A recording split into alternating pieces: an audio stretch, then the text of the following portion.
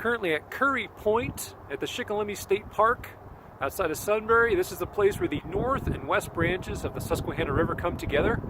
And this was going to be the place where we were going to hold our Earth Day event this year. Unfortunately, with the coronavirus situation, that has been canceled. And in place of that, we wanted to introduce to you our 4 board members with some messages from each of them about why they're involved with the Middle Susquehanna Riverkeeper Association and what kind of things they look at when they consider Earth Day and its 50th anniversary this year. First, we'll check in with Middle Susquehanna Riverkeeper President Kathy Snavely. Get involved with the Middle Susquehanna Riverkeeper Association. Carol Perenzin, who was the founder of the organization and our first riverkeeper. Carol and I have been friends for 30 some years. And when Carol started this, she, of course, knew me, knew my background, which is heavily nonprofit, up until when I started my own business, and thought that I had a skill set that would be helpful to the organization. So I think I'm the lone, I don't think, I know I'm the only founding board member that's currently left on the board right now.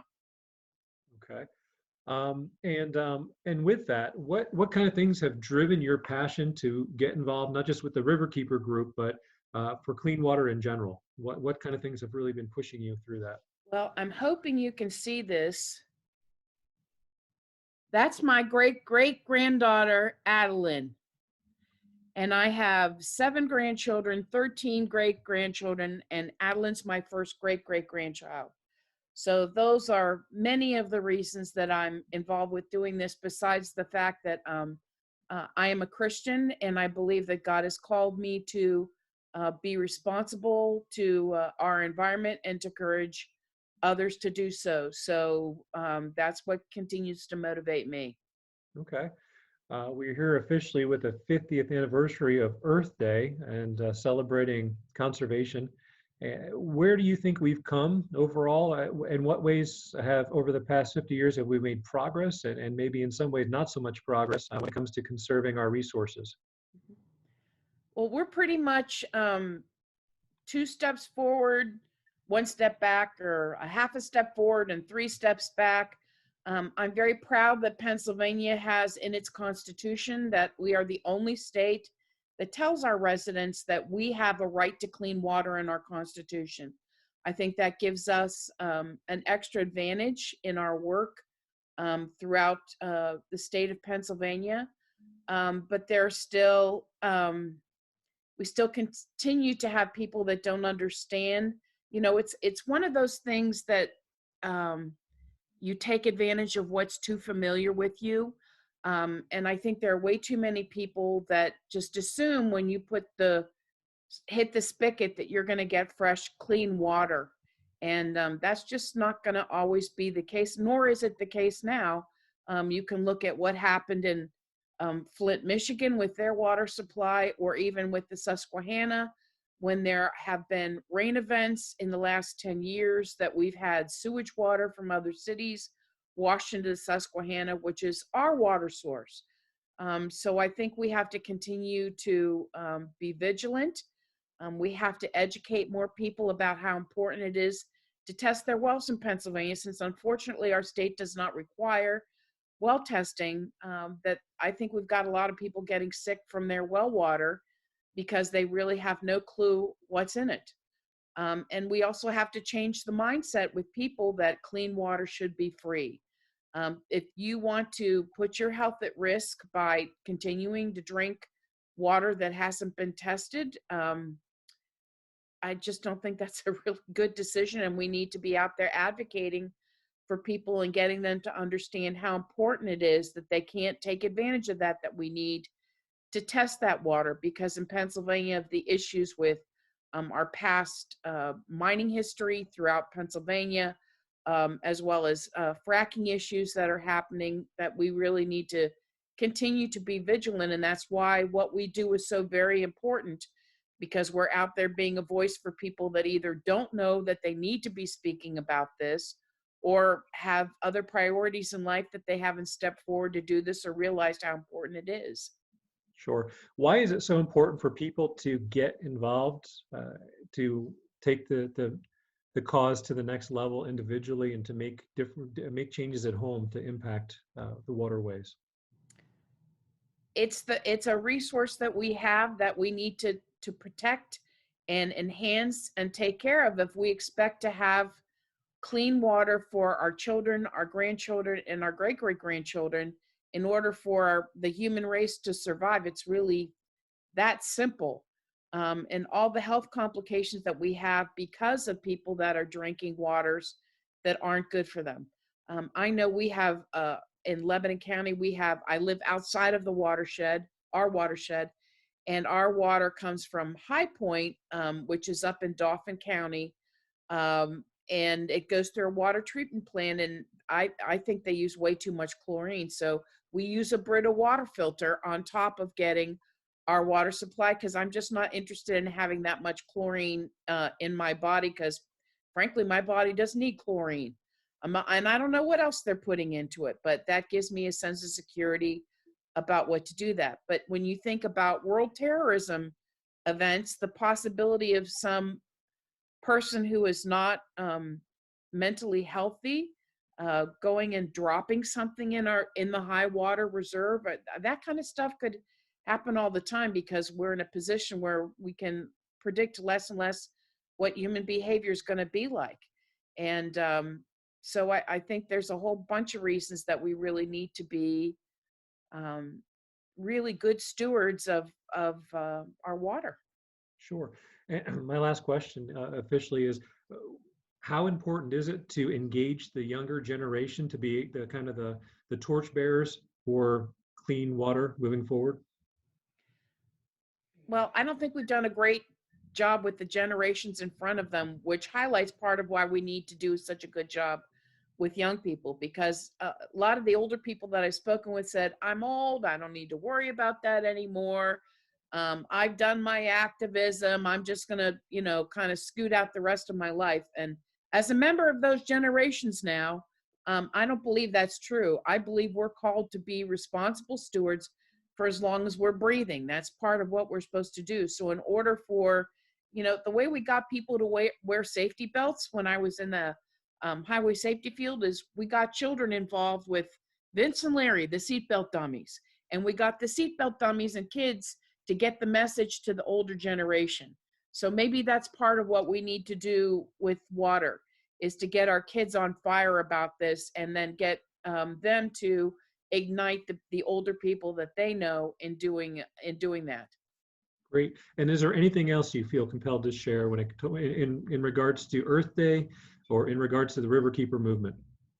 I'm really disappointed. We had something really special planned for Earth Day and we had to delay it, which makes me really sad, because I was excited about the potential for doing that. But we will find another way, maybe even called an Earth Day post day celebration or something like that.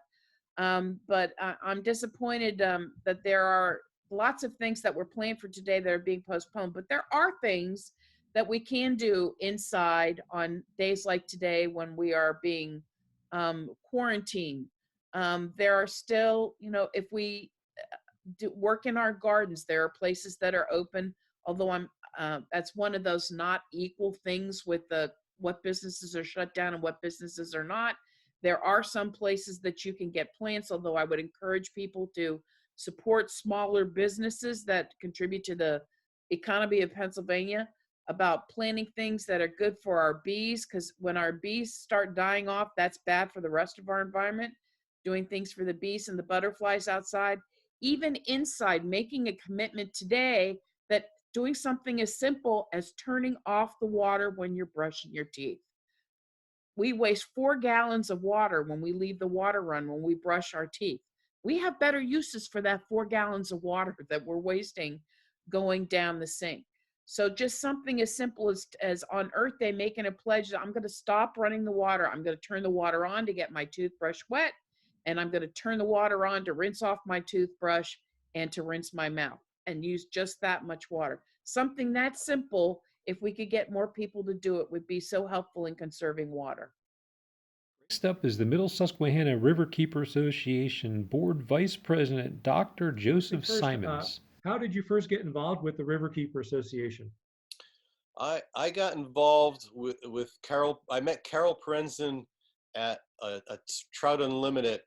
We had a seminar for volunteers with the Sunrise Atlantic was coming in with their pipeline, so they wanted volunteers to check different stream crossings while that was going on to make sure there was no problem. So I met Carol there initially, and then um, Carol and I, through my photographs, she asked for some photos for her office because she liked some of the wildlife things that I did. And then she even sent me a link for the Chesapeake Bay Foundation to send some photographs there, and they selected one of my photos for the last year's calendar. I had a real nice shot of Ricketts Glen, so that I got I was Mr. October for the Chesapeake Bay Foundation. So through that, and then we started working on the Lowestock in 2018 for River of the Year. And also she's one of my photographs for that. And just Carol and I got to know each other that way. And then we had a seminar. She asked me to do a seminar at Lowestock at World's End State Park. So we did that, and I just got involved with the work that she was doing, and I was impressed. Or just like yourself, just being really involved. And it was something that I she asked me, what do you think about being a board member, and I didn't hesitate with that, because I really like the how fast she took things in a short time. It was a good project to be involved with. Sure. I know you're super involved with of course, Trout Unlimited and a variety of others, and being outdoors. What drives your passion for protecting our water-based resources? Well, my dad got me involved with wildlife and nature and fishing, and respecting the environment, and so that as a young boy, that was some wonderful moments with my dad, and that just sparked my passion for the environment. And um, fly fishing has been something that I've been doing since I was a kid, and you really get to appreciate the environment, and how important the quality of water is. It's critical for the brook trout, the wild trout, the macroinvertebrates in the streams. It all comes down to quality water, and I'm passionate about that. Sure. Obviously, we're coming upon 50 years of Earth Days and looking at the conservation ebbs and flows and hills and valleys over the years.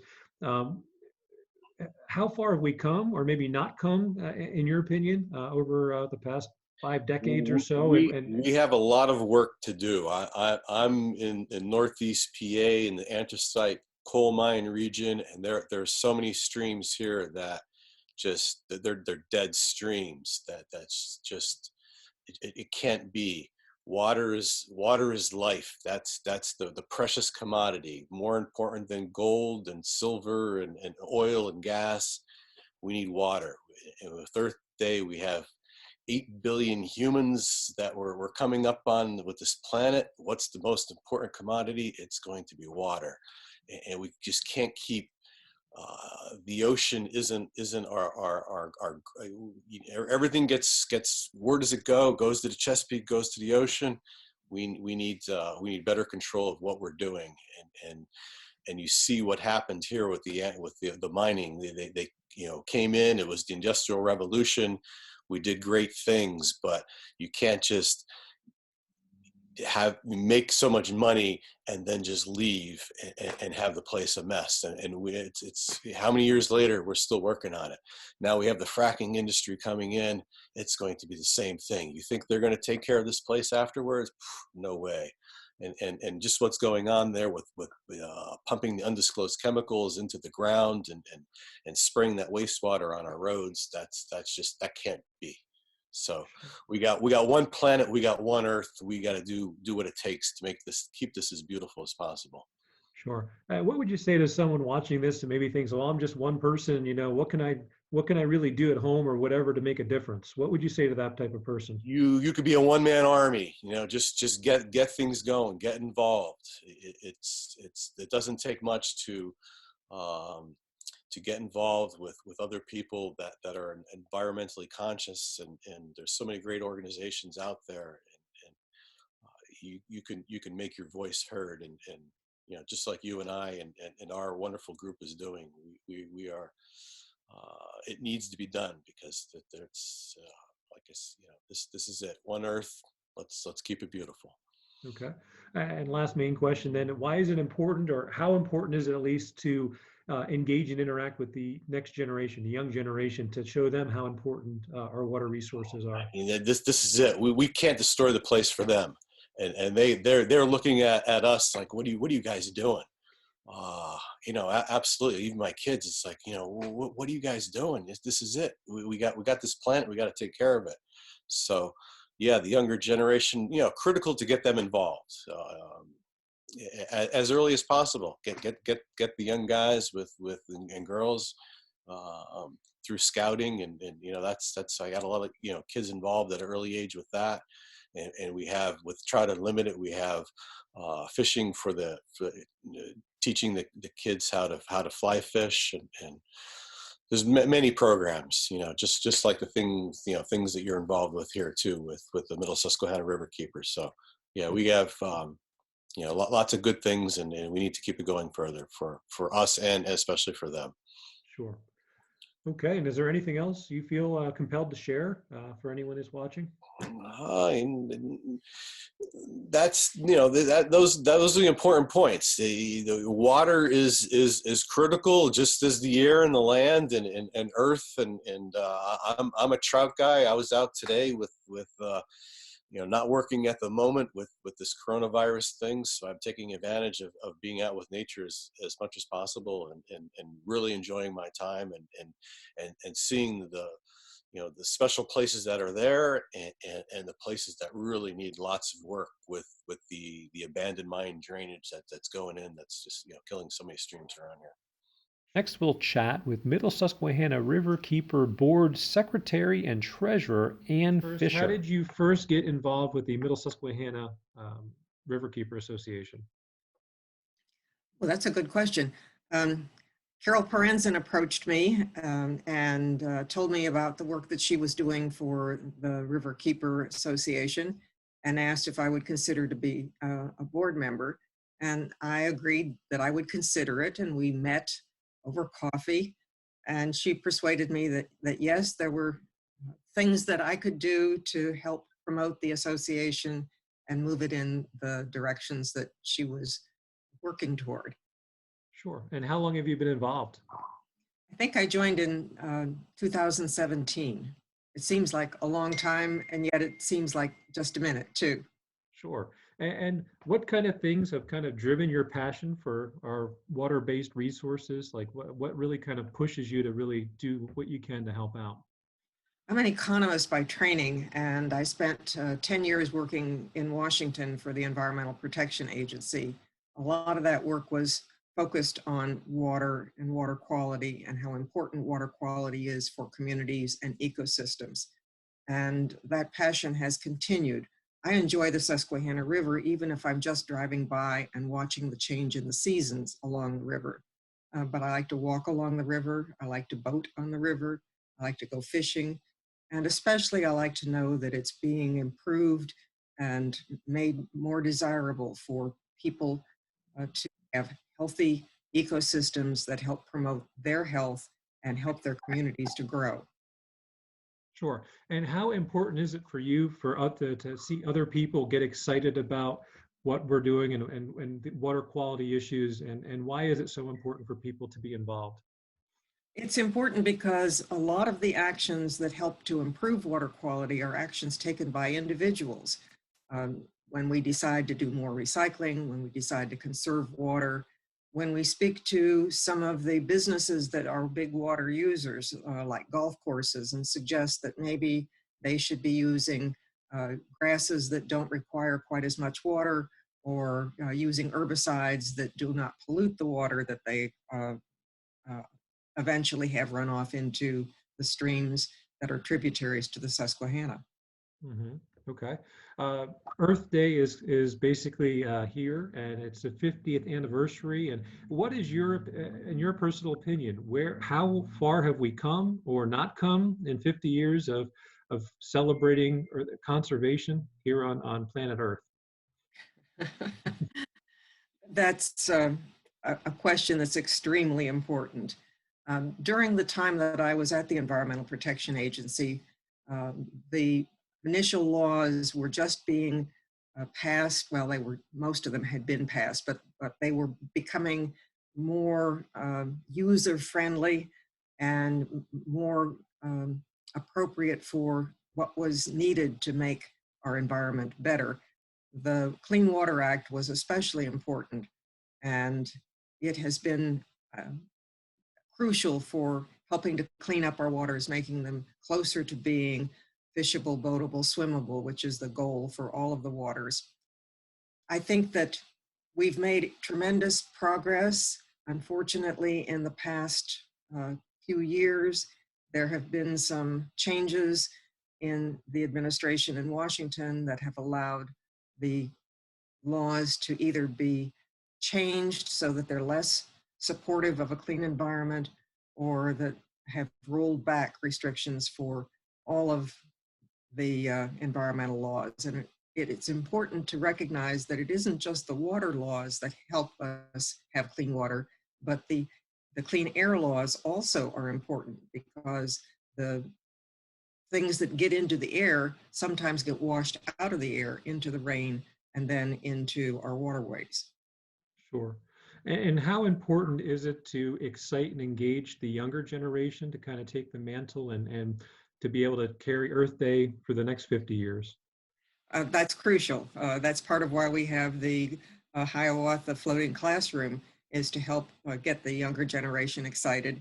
And we need to do as much of that as we can, because often it's the children who go home with ideas and explain to their parents why this is so important to do things differently.